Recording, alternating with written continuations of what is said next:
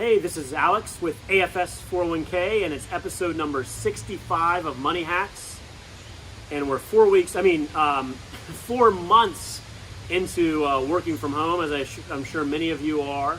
And so about a week or so ago, I saw an interesting article from Business Insider about tips for mental health when you're working from home. And this is the first time in my career that I've worked from home, continuously for 4 straight months. And so there were some really good mental health tips.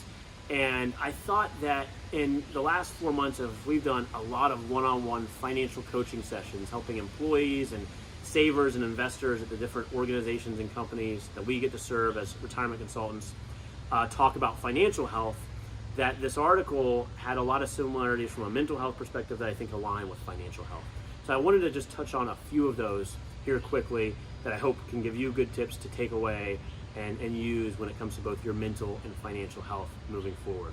The first tip from the article was setting up a time to unplug.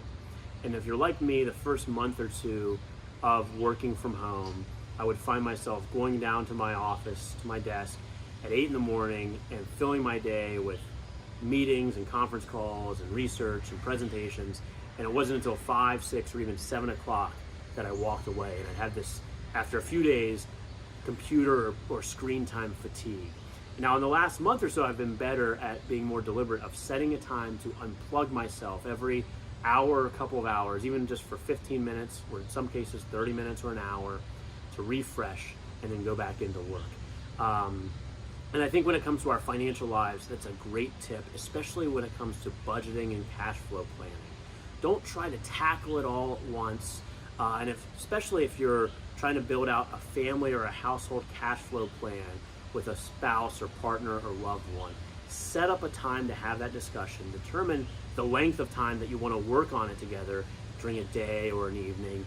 And then when you get to that time period and it ends, pause or end the conversation with the progress you've made and pick it up at another defined period. Instead of trying to just bombard your spouse or partner about conversation around spending or budgeting when the other person's not prepared.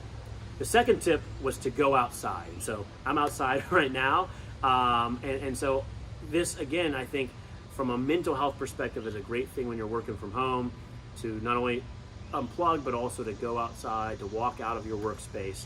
And when it comes to our financial lives, I think that's some multifaceted advice. First of all, in this environment we're in today, I think it's a great time to revisit your cash flow plan, your spending plan, and think a little outside the box. It's an extraordinary period that we're all facing. And so perhaps the budget or cash flow plan you put together in January doesn't look exactly the same today. So feel free to step outside, to look at it with a different lens. We want you to still have a plan and try to stick to a plan that's right for your short, medium, and long-term success.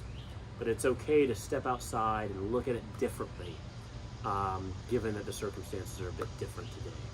And then the third tip for mental health when working from home was to take time off or take days off that will be better for you from a mental health and a personal perspective, but also enhance and improve your professional success and productivity.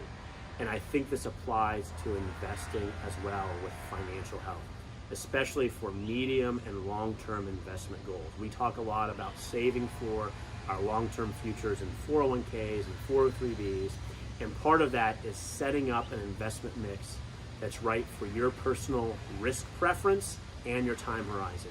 And if you've done that and your long-term financial goal, your retirement, is 10, 15, or 20 years down the road, then you can take a break from looking at the markets, from following the ups and downs of the markets and the financial news and the economy on a daily, weekly, or even monthly basis.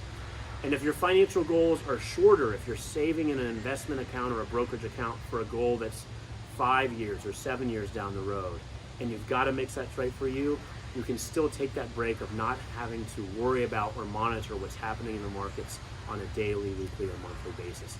Those types of strategies, if you build them right and you don't worry about the day-to-day, can really lead to a much more efficient and successful investment portfolio.